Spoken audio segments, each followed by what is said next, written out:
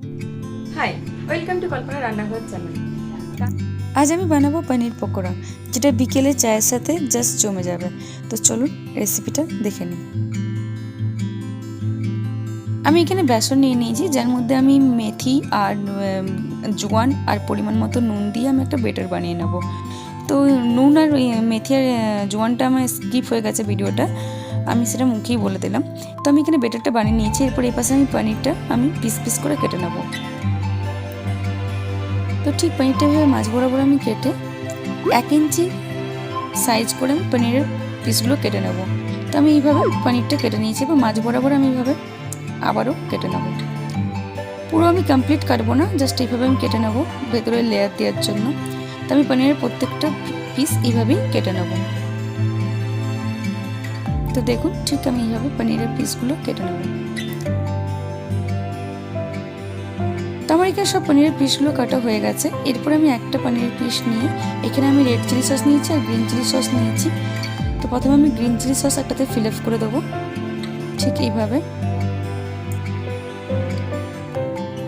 আরেকটাতে আমি red chilli sauce fill up করে নেবো। তো প্রত্যেকটা পনিরের পিসেই আমি এইভাবে ফিল আপ করে নেবো, ঠিক এইভাবে আমি ফিল আপ করে নিয়েছি। এরপরে বেসনটা আমি আবারও খুব ভালো করে ফেটিয়ে নেবো। যেহেতু 10 মিনিটের মতো আমাদের রেস্টে ছিল বেসনটা, তাই আমি আরেকবার ভালো করে এটাকে ফেটিয়ে নিলাম। তারপরে গ্যাসে আমি তেল চাপিয়ে দিয়েছি, তেলটা আমার গরম হয়ে গেছে। এরপরে আমি পনিরের পিসগুলো বেসনের বেটারের মধ্যে এইভাবে কোট করে গরম তেলের মধ্যে দিয়ে দেবো।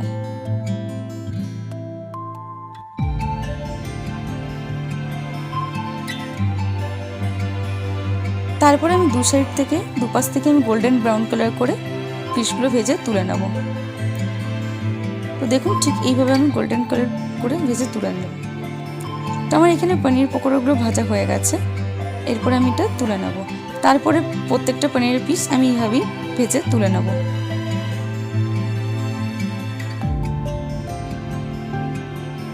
বানানো খুবই সহজ আর খুব কম সময়ের মধ্যে এই রেসিপিটা তৈরি হয়ে যায়।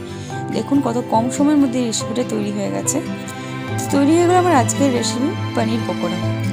খুবই ইজি একটা রেসিপি আর খুবই টেস্টি হয়।